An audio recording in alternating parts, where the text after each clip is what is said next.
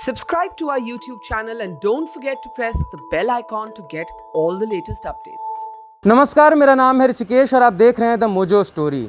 पिछले 1-1.5 सालों में कोई भी ऐसा सेक्टर नहीं है जिस पर कोविड की मार ना पड़ी हो। कोई लघु उद्योग हो या कोई बड़ा उद्योग, लगभग हर सेक्टर पर लॉकडाउन या कोविड की मार पड़ी ही है। चाहे वो जॉब क्राइसिस का मामला हो सेक्टर में या फिर प्रोडक्ट्स की महंगाई बढ़ी हो। लेकिन जब भी कोई प्रोडक्ट महंगा होता है तो उसमें कहीं ना कहीं एक बड़ा रोल प्ले उसकी पैकेजिंग का भी होता है। अब भी हम इस वक्त मौजूद हैं नांगलोई में। नांगलोई पूरा इंडस्ट्रियल एरिया है और अब भी हम एक ऐसे गोडाउन में हैं जहां पर जो भी पैकेजिंग का जो वेस्ट मटेरियल होता है उसकी रिसाइकलिंग के लिए यहाँ पे काफ़ी सारे वेस्ट आते हैं और फिर यहाँ से वो चीज़ें पेपर मिल्स को जाती हैं। तो यहाँ लोगों का यह कहना है कि ये कामकाज लॉकडाउन के दौरान या अभी भी जब चीज़ें थोड़ी खुल गई है अपनी पूरी क्षमता से नहीं चल रही है।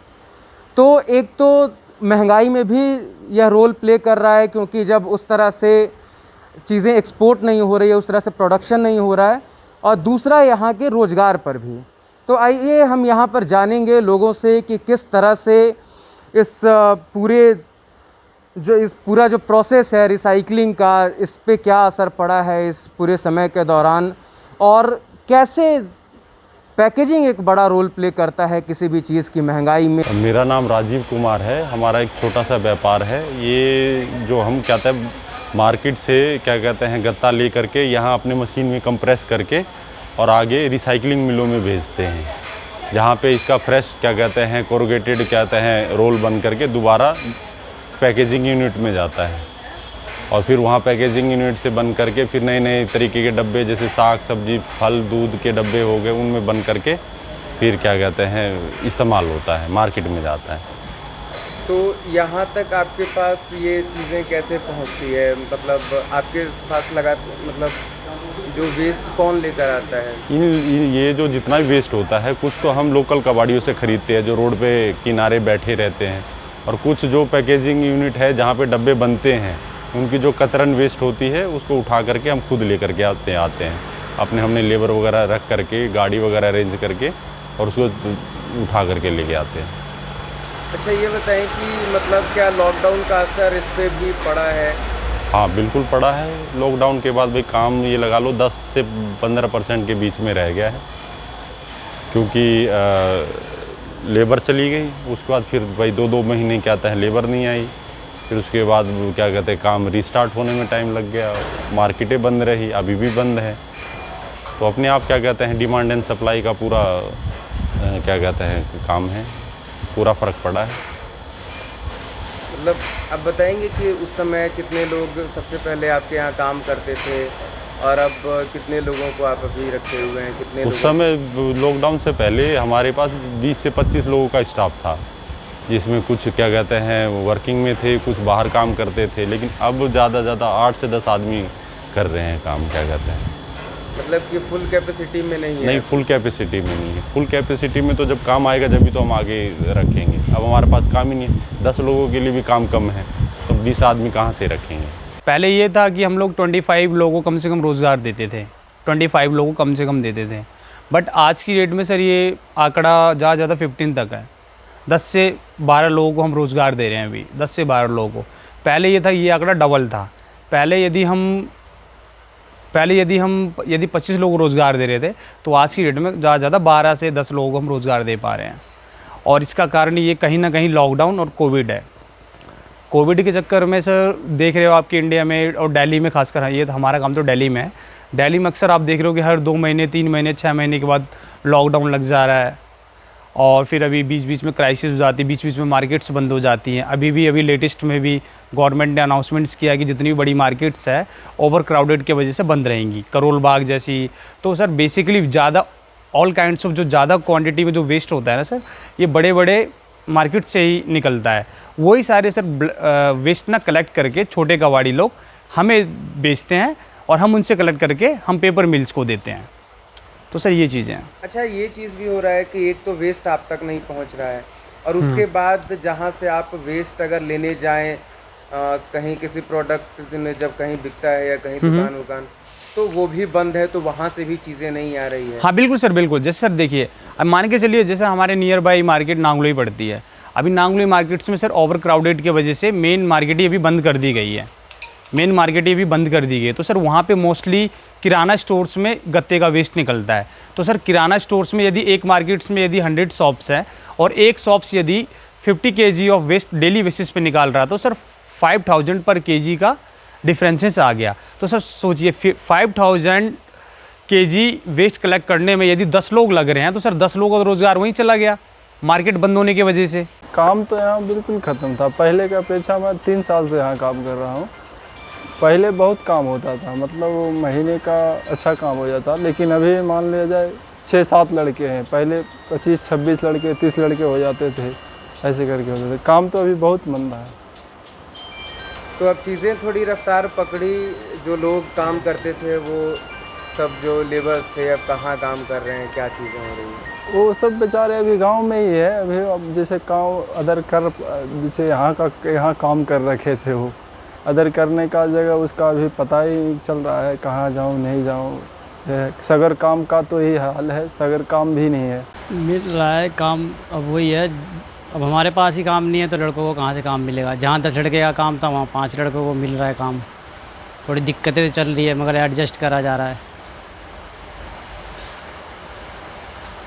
क्या मतलब अभी चीज़ें पूरी रफ्तार से नहीं शुरू हुई है? नहीं नहीं, अभी रफ्तार नहीं है। और उस समय कोविड के दौरान और क्या स्थिति रही थी, जब सारी चीज़ें, जब मान लीजिए कि पूरा लॉकडाउन लग जाता है, सारी चीज़ें बंद हो जाती है, तो फिर क्या स्थिति होती है? उस टाइम तो काफ़ी दिक्कतें आती है। अब मैं क्या बताऊँ, आप भी समझ सकते हो।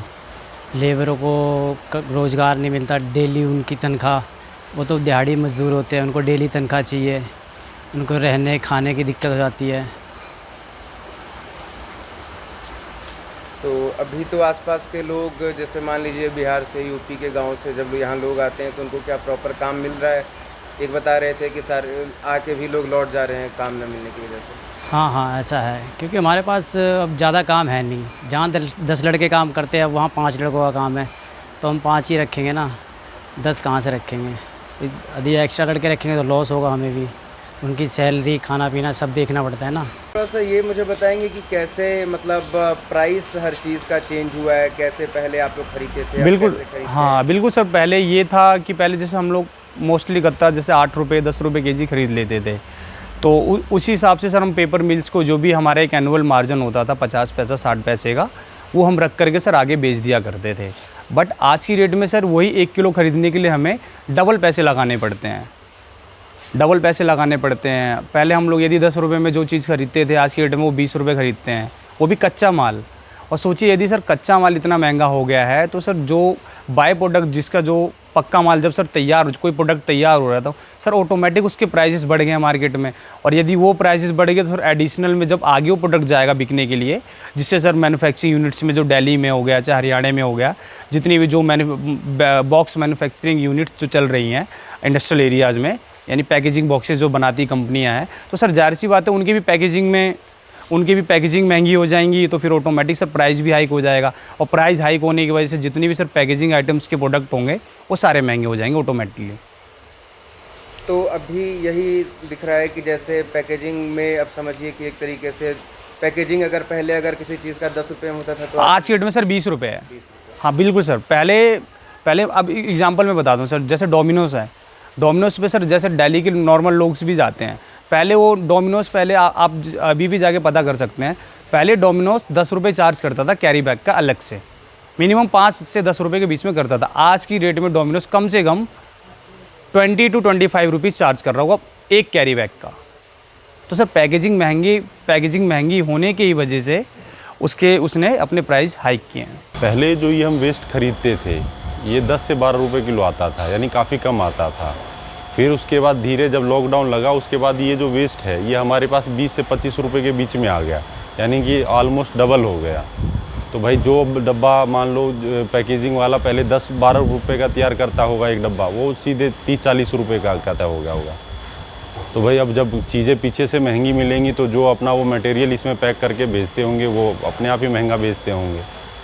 या जैसे फल फ्रूट जो पहले जिसकी क्या कहते हैं लागत, मान लो केला है 20 रुपये दर्जन है, अभी डब्बे में पैक करके जो डब्बा 10 रुपये का पड़ जाता था, 10 और 20 30 रुपये का, वो बढ़ने के बाद सीधे 50 रुपये का हो गया ग्राहक कंज्यूमर तक। तो फिर उसके बाद अपने आप कोई भी चीज़ क्या कहते हैं बेसिक चीज़ महंगी होगी, अल्टीमेटली वो उस क्या कहते हैं प्रोडक्ट का तो अपने आप ही बढ़ जाना है दाम। तो मतलब यही है कि अगर मान लीजिए कि 10 का अगर कहीं 20 लग रहा है तो 10% ही सही कहीं ना कहीं रोल प्ले महंगाई में। बिल्कुल सर, बिल्कुल है। अब सर जाहिर सी बात है, किसी भी चीज़ को, अब जैसे मैं एग्जांपल और बताता हूँ, गवर्नमेंट सर अभी अपने इंडिया में ये कर रही है कि पॉलीथीन्स को जितने भी जो पॉली बैग्स है, पन्नियाँ हैं, इनको बैन करने, प्लास्टिक को बैन करने की दिशा में बढ़ रही है। जैसे गवर्नमेंट ने sir one time plastic ban कर रखा है इंडिया में, बट सर कहीं ना कहीं लोग 2 नंबर के तरीके से वन टाइम प्लास्टिक का काम कर ही रहे हैं।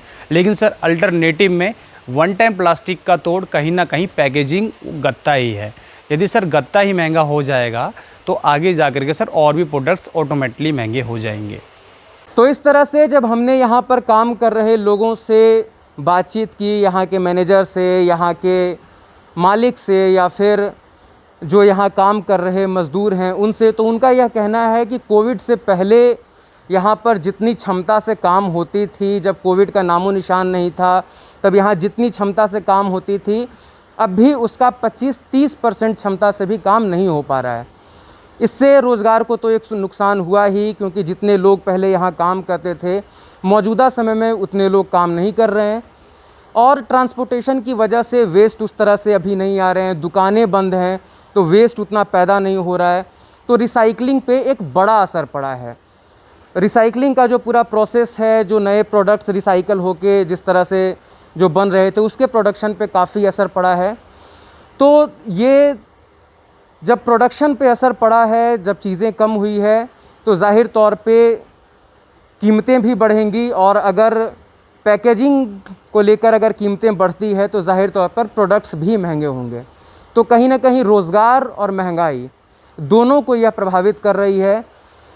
मोजो स्टोरी के लिए मैं ऋषिकेश, नांगलोई, दिल्ली से। It's great to see you here. Thank you for watching our work. If you haven't subscribed yet, don't forget to click the bell icon and subscribe to Mojo Story and support independent, robust journalism.